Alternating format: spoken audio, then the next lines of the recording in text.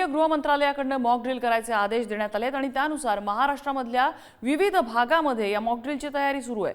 मुंबई, नागपूर, नाशिकमध्ये pre mock drill सुरू आहे, तर उद्यापासून सर्वच ठिकाणी मॉक ड्रिल केलं जाणार आहे। जम्मू काश्मीरमधील दाल लेक परिसरात सुद्धा मॉक ड्रिल केलं जाणार आहे। नागपूरच्या हर्ट्स हायस्कूलमध्ये आज प्री मॉक ड्रिल पार पडलं। नाशिकमध्ये दादरच्या डिसिल्वा स्कूलमध्ये, तिकडे श्रीनगरच्या दाल लेक परिसरामध्ये आज प्री मॉक ड्रिल पार पडलेला आहे। अनेक ठिकाणी लष्करी अधिकाऱ्यांनी स्वतः जाऊन पाहणी केलेली आहे। आणि महाराष्ट्रातल्या 16 शहरांमध्ये उद्या मॉक ड्रिल होत आहे, ज्यामध्ये मुंबई, ठाणे आणि पुण्यासह 16 शहरांमध्ये मॉक ड्रिलची तयारी करण्यात आली आहे। तर देशातील 259 शहरांमध्ये सुद्धा उद्या मॉक ड्रिल होणार आहे आणि त्यासाठी प्रशासनानं जोमानं कामाला लागलंय। मॉक ड्रिल होणाऱ्या 16 शहरांमध्ये सध्या तयारी वेगानं सुरू आहे। आणि महाराष्ट्रामध्ये कोणकोणत्या शहरात कुठल्या भागामध्ये मॉक ड्रिल होणार आहे आपण ग्राफिक्सच्या माध्यमातून जाणून घेऊया। मुंबई, ठाणे, पुणे, पिंपरी चिंचवड, छत्रपती संभाजीनगर, नाशिक, सिन्नर, मनमाड, सिंधुदुर्ग, रत्नागिरी, रायगड, उरण, भुसावळ, तारापूर, नागोठणे आणि वायशेत या ठिकाणी हे मॉक ड्रिल होईल।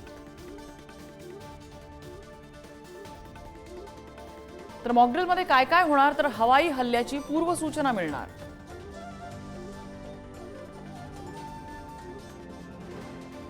हल्ल्यावेळी सुरक्षित ठिकाणी लपून बसण्याचं प्रशिक्षण यावेळी दिलं जाईल। रात्रीच्या वेळी शत्रूला ठिकाण समजू नये म्हणून ब्लॅकआउट कशा पद्धतीने केला जातो याचंही प्रशिक्षण। महत्त्वाचे कारखाने शत्रूला दिसू नये म्हणूनही उपाययोजना यामध्ये होतील।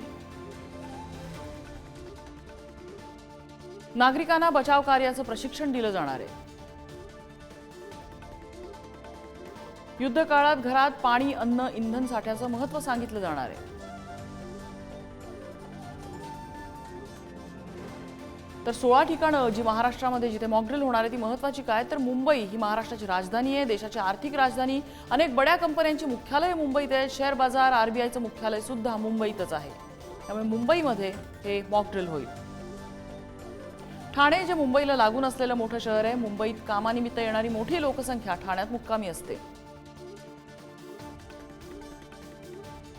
पुणे जे आर्मीच्या दक्षिण विभागाचं मुख्यालय पुण्यात आहे, हवाई दलाचा एक मुख्य तळ पुण्यामध्ये आहे, एनडीए सह विविध लष्करी तळ पुण्यामध्ये आहेत आणि आयटीचं एक मोठं हब हे सुद्धा पुणे शहरात आहे। पिंपरी चिंचवड शहराला लागूनच 2 मोठ्या औद्योगिक वसाहती आहेत। मोठ्या प्रमाणात आयटी क्षेत्र, उद्योग, संरक्षण, वाहन उद्योग निर्मिती कारखाने या भागात आहेत। नाशिकच्या देवळाली आर्टिलरी सेंटर, टांगसाळ, कॉम्बॅट आर्मी एव्हिएशन तळ, धरणांचा जिल्हा अशी नाशिकची ओळख आहे आणि त्यामुळे नाशिकमध्ये सुद्धा मॉक ड्रिल होईल। एक महत्त्वाचं धार्मिक स्थळ सुद्धा आहे। उरणमध्ये जेएनपीटी बंदर आहे आणि भारतीय नौदलाचा एक महत्त्वाचा तळ आहे। देशाच्या ऊर्जा सुरक्षेसाठी महत्त्वाचा असा ओएनजीसी प्रकल्प इथे आहे। तारापूरमध्ये अणुऊर्जा केंद्र आहे। तारापूर आणि आसपासच्या परिसरामध्ये अनेक औद्योगिक आस्थापनं सुद्धा आहेत।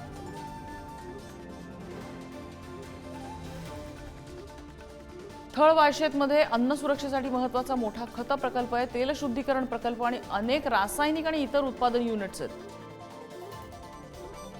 रोहा, धाटव, नागोठणे इथे मोठा पोलाद कारखाना आहे आणि मोठा औद्योगिक केंद्र आहे।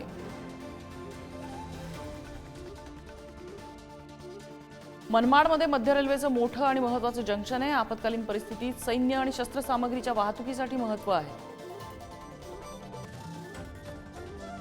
संभाजीनगर हे देशातलं एक मोठं औद्योगिक केंद्र आहे। औषध निर्मिती, मद्य निर्मितीचे कारखाने, जायकवाडी हे मोठं धरण, त्यामुळे इथं सुद्धा मॉक ड्रिल होणार आहे। भुसावळमध्ये भारतीय लष्कराचा महत्त्वाचा तळ आहे, देशातलं एक महत्त्वाचं रेल्वे जंक्शन सुद्धा आहे।